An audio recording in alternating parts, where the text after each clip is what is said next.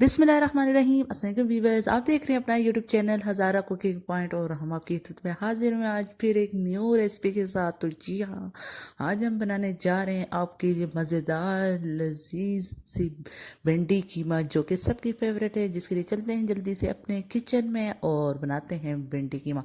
तो सबसे पहले मैंने हाई फ्लेम पे अपनी कढ़ाई रख लिए चूल्हे पे और साथ में एक बड़ा चम्मच ऑयल डाला। साथ में भिंडी जो बिल्कुल छोटी छोटी मैंने काटी हुई थी, आप देख सकते हैं, वो ऑयल प्री हीट होने पे मैंने ऐड कर दी है।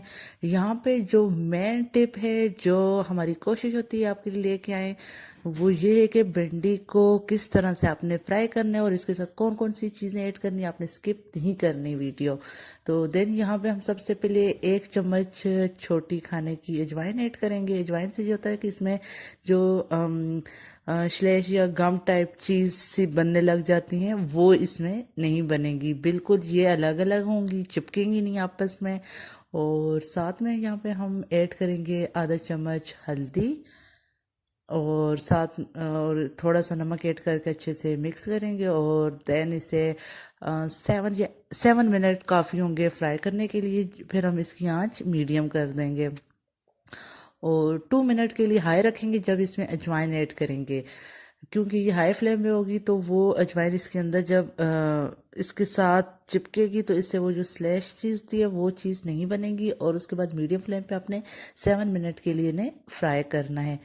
तो यहाँ पे साथ साथ चम्मच चलाते रहना ये, ताकि जले नहीं, सब अच्छे से बराबर फ्राई हो जाएं।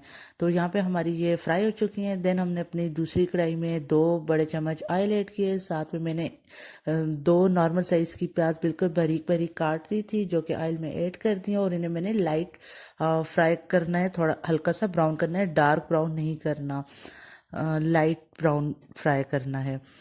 तो यहाँ पे हम सेम इसमें चम्मच चलाते रहेंगे ताकि ये जले नहीं और सेम फ्राई हो। ऑलमोस्ट ये फ्राई हो चुका है, आप देख सकते हैं। यहाँ पे मैंने अब 1 चम्मच लहसुन और अदरक का पेस्ट ऐड कर दिया, उसी में अच्छे से बीच में मिक्स किया। देन यहाँ पे मैंने 1 kg जो है कीमा लिया था, जिसे डाल के अच्छे से मिक्स करके इसे ढाँप दिया और साथ साथ बार बार चम्मच चलाते रहना, ये जले नहीं।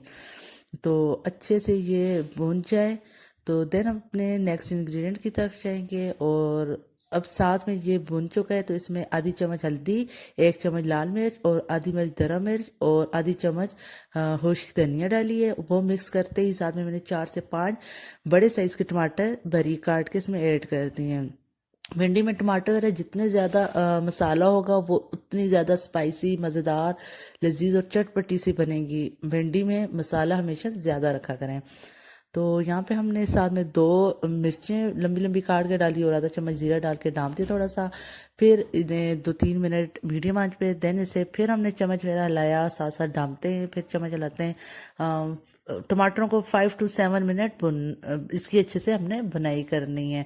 बेशक टमाटर बहुत बारीक ना हो, भिंडी वगैरह में टमाटर वगैरह नज़र भी आ रहे हो तो वो अच्छे लगते, बुरे नहीं लगते।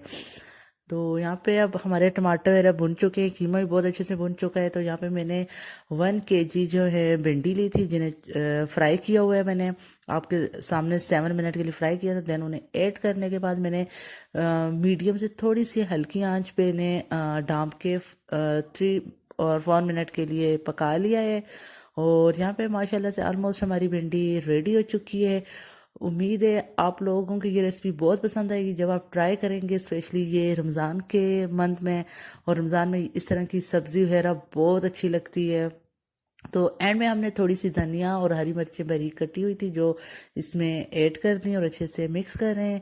और अगर अभी तक आपने हमारा यूट्यूब चैनल सब्सक्राइब नहीं किया तो प्लीज़ जल्दी से सब्सक्राइब करें। अगर हमारी वीडियो पसंद आती है तो लाइक एंड शेयर भी ज़रूर करें।